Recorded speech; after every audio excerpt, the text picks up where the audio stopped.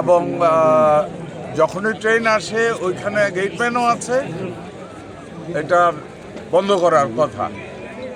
So আমি মনে করি আমরা এটাকে নিয়ে ভিন্ন ধরনের একটু চিন্তা করতে হবে।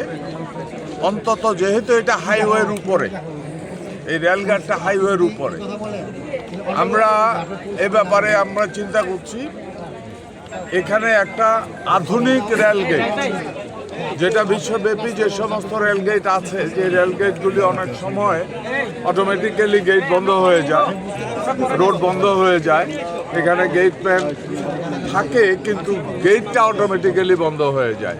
ওই ধরনের চিন্তা আমরা করছি।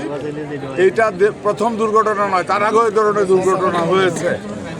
এই কারণে যেহেতু এটা হাইওয়ের উপরে, আমরা সরকারের পক্ষ থেকে এই ব্যাপারটা নিয়ে সিরিয়াসলি চিন্তা করছি যে এখানে আধুনিক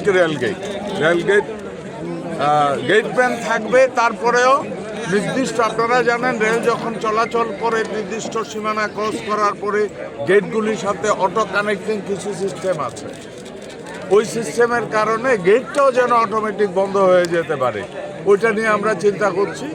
যদি ওই ধরনের গেট বাংলাদেশে এখনো ইন্ট্রোডিউস হয় নাই, বাট আমরা সিরিয়াসলি চিন্তা করছি অন্তত এই ধরনের হাইওয়ের উপরে যে ধরনের হাইওয়ে এবং রেল ক্রস করেছে এগুলিতে এই ব্যবস্থাটা চালু করতে পারলে এই দুর্ঘটনাটা থেকে ইনশাল্লাহ রক্ষা করা সম্ভব হবে।